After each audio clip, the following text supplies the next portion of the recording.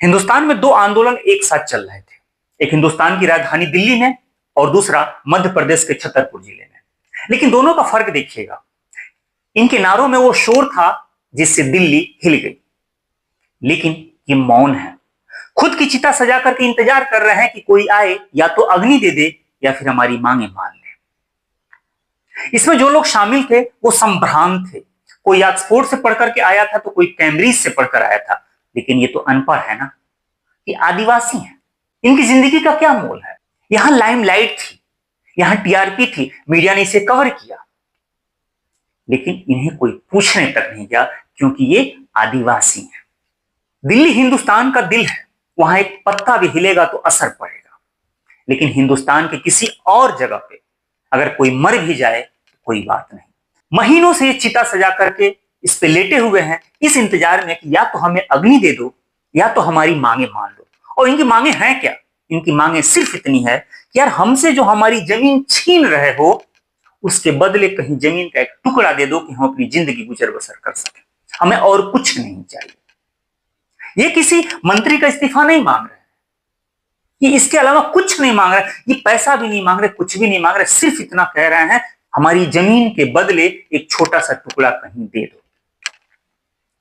लेकिन अभी खबर कुछ दिन पहले आई है कि इस आंदोलन को पूरी तरह से खत्म कर दिया गया है, मारपीट के सबको भगा दिया गया है। दो चार जो इसके लीडर थे उन्हें उठा करके जेल में डाल दिया गया है, बात खत्म हो गई है। ये आंदोलन कई महीने से चल रहा है और ऐसे ही ये चिता सजा करके इंतजार कर रहा है, मौन होकर के। मैं सिर्फ आपको बता रहा हूं कि इन्हें लाठी से पीट करके मार के भगा दिया गया है और इनके दो चार जो लीडर थे उन्हें उठा करके जेल में डाल दिया गया है। आपको कैसा लग रहा है? और ये सिर्फ इसलिए हुआ है कि आदिवासी हैं। अब इस सारा मामला क्या है, चलिए उसको भी समझ लीजिए। क्योंकि सारा मामला जुड़ा हुआ है केन बेतवा लिंक प्रोजेक्ट से। मध्य प्रदेश और उत्तर प्रदेश के बीच में पड़ने वाले बुंदेलखंड क्षेत्र में दो नदियां, अगर कहा जाए तो बुंदेलखंड की जीवनदायिनी है। वो दो नदियां कौन कौन? ये बेतवा नदी और ये केन नदी। अब दरअसल बेतवा नदी पूरी तरह से यूं कहिए सूख चुकी है। अब ये वाला जो एरिया है वो पूरी तरह से यूं कहिए कि सूखे का दंश झेल रहा है, या यूं कहा जाए कि वहां की जमीनें बंजर हो चुकी हैं। अब इस पूरे बुंदेलखंड क्षेत्र में कौन कौन से जिले आएंगे, जरा ये देख लीजिएगा। ये उत्तर प्रदेश और मध्य प्रदेश के बीचों बीच का एरिया है। अब उत्तर प्रदेश में ललितपुर, झांसी, महोबा, हमीरपुर, जालौन, बांदा, चित्रकूट जैसे जिले आते हैं, तो वहीं मध्य प्रदेश में टीकमगढ़, छतरपुर, पन्ना, दामोह, सागर जैसे जिले आते हैं। हो सकता है आप में से जितने लोग वीडियो देख रहे हो उसमें से कुछ लोग यहाँ के हों और बेहतर जानते होंगे कि केन बेतवा लिंक प्रोजेक्ट क्या है। तो ये हिस्सा इतना है जो केन और बेतवा नदी के बीचों बीच में पड़ता है। हुआ यह है कि बेतवा नदी लगभग सूख चुकी है। अब इसकी वजह से वहां सिंचाई व्यवस्था लगभग खत्म हो चुकी है। पूरा का पूरा एरिया, आप सबको पता है कि बुंदेलखंड का ये वाला जो क्षेत्र है, ये झांसी, ललितपुर, महोबा, ये एरिया पूरी तरह से सूखाग्रस्त हो चुका है। तो सरकार का जो ये प्रोजेक्ट है, ये करना यह है कि एक केन नदी है, केन नदी में पानी एक्सेस होने की वजह से यहां बाढ़ आ जाया करती है।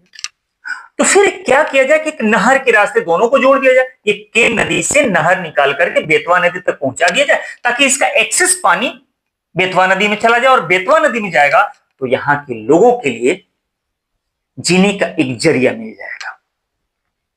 तो अच्छी बात है, इसमें कोई खराबी नहीं है। अब इससे क्या है कि यहां सिंचाई हो सकती है, लोगों को पेयजल भी मिल सकता है, ये सब कुछ होगा। अभी मैं अभी आपको आंकड़े बता रहा हूं। अब इसके कुछ की पॉइंट पे ध्यान दीजिएगा। इस प्रोजेक्ट के फर्स्ट फेज में दोहन बांध बनना है। अब केन नदी पर मध्य प्रदेश के छतरपुर जिले में ये एक बांध बनेगा और जलाशय बनेगा। 221 किलोमीटर लंबी नहर बनाई जानी है।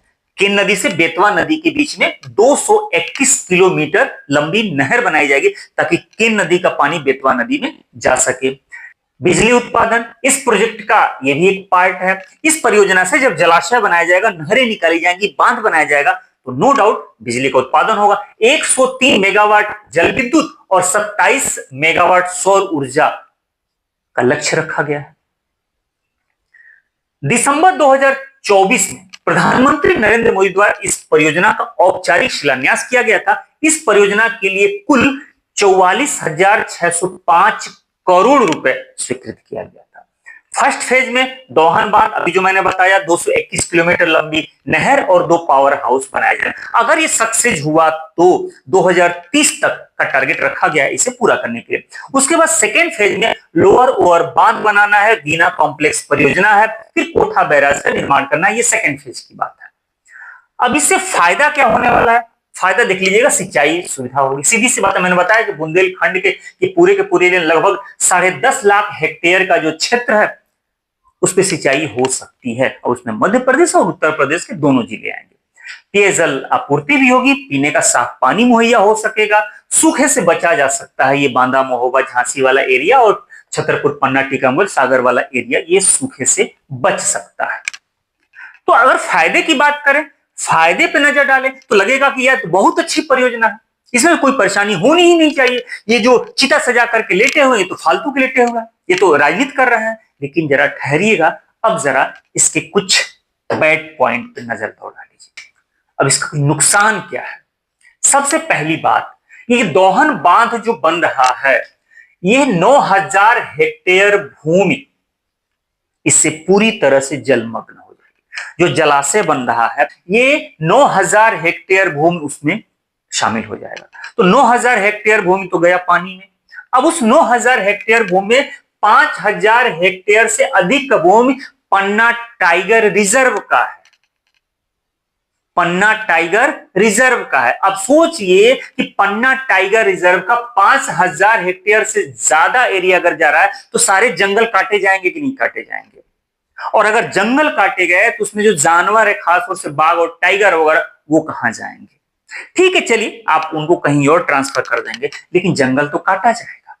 ये 5000 हेक्टेयर से ज्यादा एरिया का जंगल तो काटा जाएगा। अब जंगल काटने से क्या प्रभाव पड़ेगा ये मुझे बताने की जरूरत नहीं, और मैं नहीं बताऊंगा, ये आप जानते होंगे बेहतर।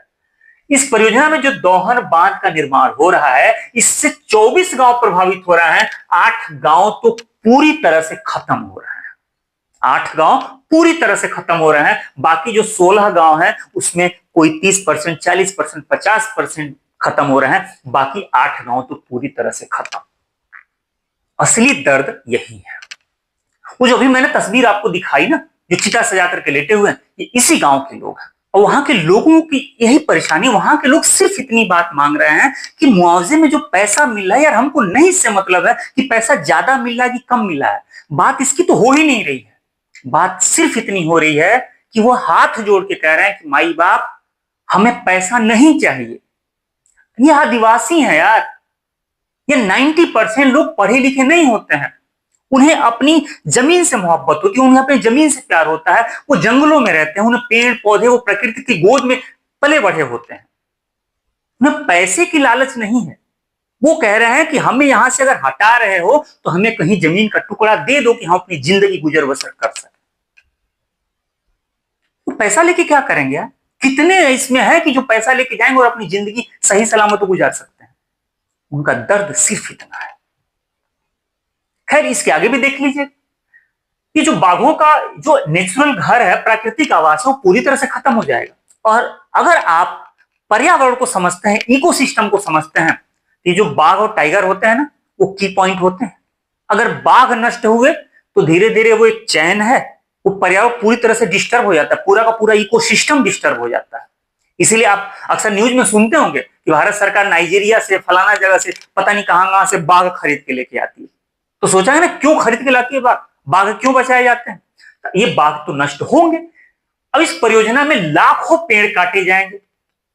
अब लाखों पेड़ काटे जाएंगे, उसका क्या असर पड़ेगा ये आप बेहतर जानते होंगे। आज की वीडियो में मैं वो नहीं बताऊंगा कि इससे ये असर पड़ने वाला है। ये पन्ना टाइगर रिजर्व में दुर्लभ गिद्धों की प्रजाति है। गिद्ध, ये तो ऐसे भी गिद्ध खत्म होते गए हैं। अब गिद्धों को संरक्षित करने के लिए अलग अलग सरकारें अलग अलग तरीके से काम कर रही हैं। और यहां तो पूरी तरीके से गिद्धों की प्रजातियां ही खतरे में पड़ गई हैं। इनके घोंसले और प्रजनन स्थल जब नष्ट होंगे, जाहिर सी बात है, इनकी जहां घोंसले हैं, इनका जो जहां पर प्रजनन स्थल है, जहां पर वो स्पेशल रहते हैं, वो सब कुछ खत्म हो जाएगा।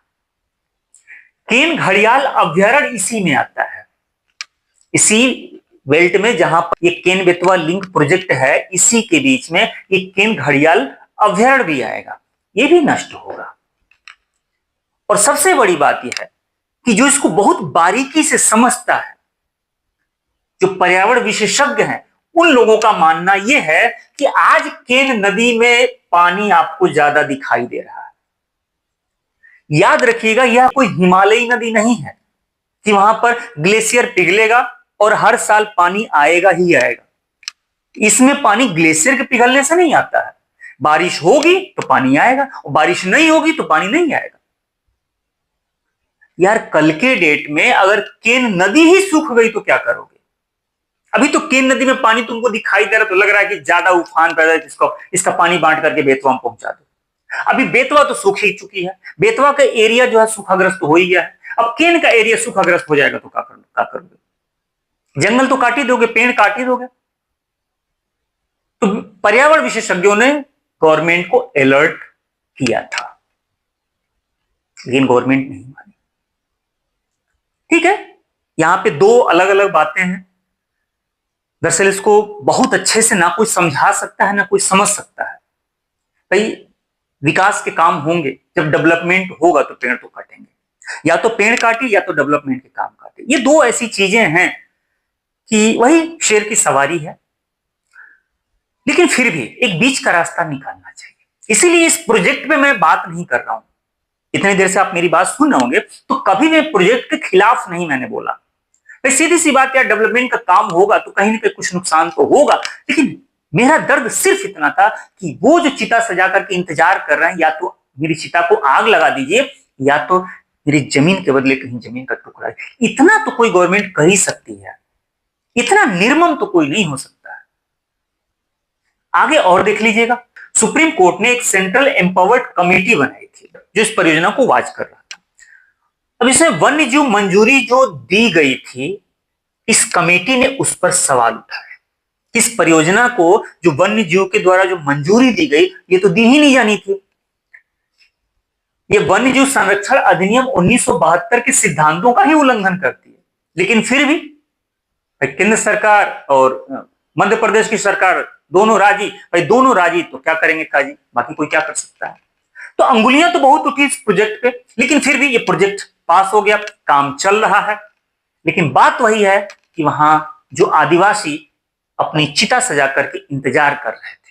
ये कई महीनों से मामला चल रहा है। शुरू में तो इन्होंने प्रोजेक्ट का विरोध किया था, लेकिन लास्ट में लगा कि नहीं यार, हमारी मांगे नहीं मानी जा सकती, हमारी आवाज में उतना दम नहीं है कि दिल्ली की सरकार सुन सके या भोपाल की सरकार सुन सके।